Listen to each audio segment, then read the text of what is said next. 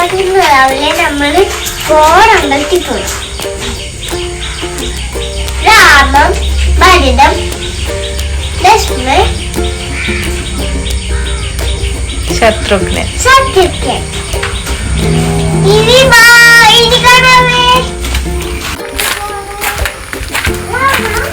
ഇതെടുത്ത് വെച്ചില്ലേ?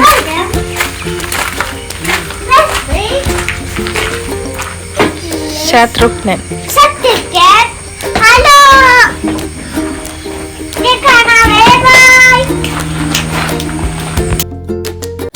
Hello, welcome back. അപ്പോൾ കേശൂട്ടൻ ഫസ്റ്റ് ഇൻട്രോ പറഞ്ഞതുപോലെ തന്നെ ഇപ്പോൾ കേശൂട്ടൻ എല്ലാ വീഡിയോക്ക് ഇൻട്രോ പറയാൻ വരും കേട്ടോ. അപ്പോൾ അവൻ അതിൽ പറഞ്ഞ പോലെ നമ്മൾ പോകുന്നത് കർക്കിടകത്തിലെ നാലമ്പല ദർശനത്തിലാണ്. അപ്പം കർക്കിടകത്തിൽ 2-3 വർഷമായിട്ട് നമുക്ക് തുടർച്ചയായിട്ട് പോകാൻ പറ്റിയിട്ടുണ്ട്. അതുകൊണ്ട് തന്നെ ഭയങ്കര മനസ്സിനൊരു സന്തോഷമാണ്. അപ്പം നാലമ്പല ദർശനത്തിന് പോവുകയാണ്. അപ്പോൾ അതാണ് ഇന്നത്തെ വിശേഷം. ഇപ്പോൾ വീഡിയോ കർക്കിടകത്തിലാണ് എടുക്കുന്നതെങ്കിലും വീഡിയോ ഇടുമ്പോഴത്തേക്ക് ലേറ്റാണ്. ഇത് ഒരുപാട് ഓൾഡ് വീഡിയോ ആണ്. കാരണം തുടർച്ചയായിട്ട് വീഡിയോസ് ഇടാൻ പറ്റുന്നില്ല. കുറച്ച് ബിസിയും കാര്യങ്ങളൊക്കെ. കേശുവിൻ്റെ ബർത്ത്ഡേ തൊട്ട് നമുക്ക് ഒരുപാട് പ്രോഗ്രാമൊക്കെ ആയിരുന്നു. അതുകൊണ്ട് ഇച്ചിരി ഡിലേ. അപ്പോൾ ഈ വീഡിയോയും പാർട്ടായിട്ടാണ് ഇടുന്നത്. കാരണം കുറച്ച് ലെങ്തിയാണ്. നമുക്ക് 4 അമ്പലമാണല്ലോ ദർശനം പോകേണ്ടത്. അപ്പം അതിൻ്റെ ആയിട്ടുള്ള ടൈം എടുക്കും. അപ്പം നമ്മൾ എൻ്റെ പുതിയ വണ്ടിയിലാണ് പോകുന്നത്. നമ്മൾ എപ്പോഴും പോകാറുണ്ടെങ്കിൽ തന്നെ ചെറിയ വഴിയുടെയൊക്കെ ഒരു പ്രശ്നങ്ങളുണ്ടല്ലോ. അതുപോലെ വണ്ടിയിൽ വഴിയിട്ടൊക്കെ പോവാം എന്നുള്ള രീതിയിലൊക്കെയാണ് സെറ്റ് ചെയ്തത്. പക്ഷേ കേശുട്ടൻ ഫ്രണ്ടിൽ ഹെൽമെറ്റൊക്കെ വെച്ച് നിന്നുകൊണ്ട് നമുക്ക് ആ ഡിസ്പ്ലേ കാണാൻ പറ്റിയില്ലായിരുന്നു. അപ്പോൾ എന്തായാലും ഞങ്ങൾ വീട്ടിൽ നിന്ന് ഇറങ്ങിയിട്ടുണ്ട്. പോയിട്ട് വരാം. അപ്പോൾ എല്ലാവരും വീഡിയോ ഫുള്ളായിട്ട് കാണാനും എല്ലാ പാർട്ടും കാണാനും എല്ലാ അമ്പലങ്ങളും കാണാനും അതുപോലെ തന്നെ ലൈക്ക് ചെയ്യാനും വീഡിയോ സപ്പോർട്ട് ചെയ്യാനും മറക്കരുത്. അപ്പം നമുക്ക് ആദ്യം നമ്മൾ പോകുന്നത് രാമൻ്റെ അമ്പലത്തിലാണ്. ഞങ്ങൾ ഇത്രയും നാളും ഈ 3 വർഷമായിട്ട് പോയിക്കൊണ്ടിരുന്നത് നമ്മൾ 4 അമ്പലം രാമൻ ആ ഒരു തുടങ്ങിയിട്ട് നമ്മൾ 4 അമ്പലം മാത്രം. ശത്രുഘ്നം കഴിഞ്ഞിട്ട് നമ്മൾ തിരിച്ച് വീട്ടിൽ വരികയാണ് ചെയ്യുന്നത്. പക്ഷേ അല്ലാതെ നമ്മൾ 1-2 പേര് പറഞ്ഞു അങ്ങനെയല്ല നമ്മൾ പോകേണ്ടതെന്ന്. ഇപ്പം നമ്മൾ രാമൻ്റെ അമ്പലത്തിൽ ലാസ്റ്റ് ഈ 4 അമ്പലവും തൊഴുത് കഴിഞ്ഞിട്ട് രണ്ടാമത് ലാസ്റ്റായിട്ട് ഈ ദർശനം അവസാനിപ്പിക്കേണ്ടത് ശ്രീരാമൻ്റെ അമ്പലത്തിൽ തന്നെ വന്നിട്ട് വേണം ഇത് പൂർത്തീകരിക്കാൻ. ആ ഒരു സർക്കിൾ പൂർത്തീകരിക്കാൻ അങ്ങനെ വേണം എന്നാണ് എല്ലാവരും പറയുന്നത്. അപ്പം നമ്മൾ ഓൺലൈനിലൊക്കെ നോക്കിയായിരുന്നു ഇതുവരെ പൊയ്ക്കൊണ്ടിരുന്നത്. പക്ഷെ അങ്ങനെയല്ല. നമ്മളുടെ അവസാനവും ശ്രീരാമൻ്റെ അമ്പലത്തിൽ പോയിട്ട് വേണം പോകാനെന്നാണ്.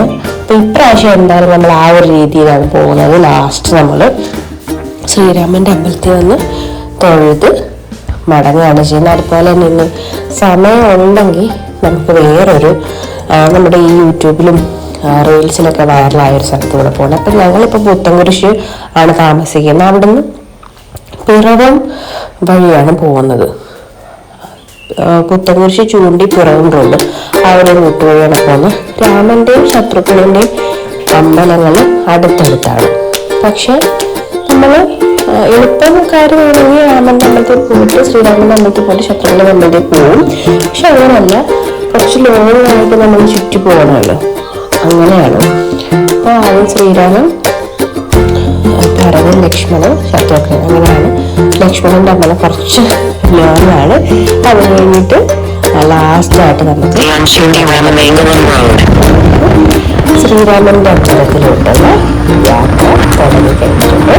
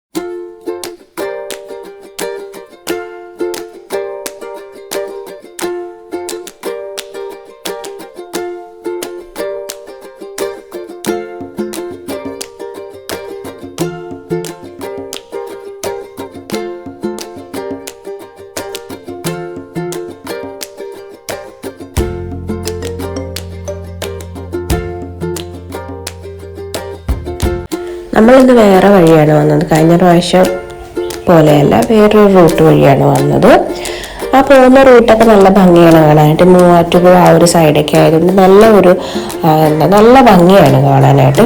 പിന്നെ മഴ ടൈമാണ്. എന്തായാലും അന്നത്തെ ദിവസം മഴ അത്രയും ഞങ്ങളെ ചതിച്ചില്ല എന്ന് പറയാം. അപ്പോൾ നമ്മളിപ്പോൾ ശ്രീരാമൻ്റെ അമ്പലത്തിൽ വന്നു. അവിടെ വന്നപ്പോഴത്തേക്കും തന്നെ കേശൂട്ടൻ ആദ്യം കണ്ടത് അവിടെ ഷോപ്പുകളാണ്. അവിടെ എന്തെങ്കിലുമൊക്കെ വേണം അവനും. പിന്നെ ഭയങ്കര വാശിയൊന്നും പറയാറില്ല, പക്ഷെ എന്തെങ്കിലും ഒന്ന് വാങ്ങിക്കൊടുക്കേണ്ടതുകൊണ്ട് നമ്മൾ തിരിച്ചിറങ്ങിയപ്പം വാങ്ങിക്കാമെന്ന് പറഞ്ഞു. സാധാരണ എന്തെങ്കിലും വഴിപാടൊക്കെ വാങ്ങിക്കുന്നതാണ്. അപ്പോൾ ഇപ്രാവശ്യം പാൽപ്പായസം ഞങ്ങൾ ഒഴിവാക്കിയിട്ട് ഉണ്ണിയപ്പമാണ് വഴിപാടായിട്ട് വാങ്ങിച്ചത്. കേശൂട്ടൻ അത് ഭയങ്കരമായിട്ട് ഇഷ്ടപ്പെട്ടു. അപ്പോഴത്തേക്കും തന്നെ അവനത് തീർത്തു. സാധാരണ അവൻ കഴിക്കാറില്ല. പിന്നെ രാവിലെ നമ്മൾ ഫുഡ് കഴിക്കാനാണ് ഇറങ്ങിയത്. അതുകൊണ്ട് തന്നെ കുഞ്ഞിന് വിശപ്പുണ്ടായിരുന്നു. അതുകൊണ്ട് അവൻ കഴിച്ചു. സാധാരണ അവൻ കഴിക്കാറില്ലാത്തതാണ്. അതുകൊണ്ട് തന്നെ ഞാൻ ഒരു ഇത് മാത്രമാണ് വാങ്ങിച്ചത്. അതുപോലെ തന്നെ ശ്രീരാമൻ്റെ അമ്പലത്തിൽ വരുന്ന ഭക്തർക്കായിട്ട് ഫുഡ് കഞ്ഞി ഉണ്ടായിരുന്നു. നമ്മൾ ആദ്യമായിട്ടാണ് അത്. ഇന്നെന്തായാലും അത് കഴിക്കാമെന്ന് വിചാരിച്ചു. അങ്ങനെ ആദ്യമായിട്ടാണ് നമ്മൾ അത് കഴിക്കാൻ പോകുന്നത്. അത് കഴിച്ചുകൊണ്ട് തന്നെ വലിയ വിശപ്പൊന്നും ഇല്ലായിരുന്നു. ലാസ്റ്റ് വീട്ടിൽ നിന്ന് വന്നിട്ടാണ് നമ്മൾ ബ്രേക്ക്ഫാസ്റ്റ് അതുകൊണ്ട് സ്കിപ്പ് ചെയ്തു. ബ്രേക്ക്ഫാസ്റ്റ് അതുകൊണ്ട് കഴിച്ചില്ല.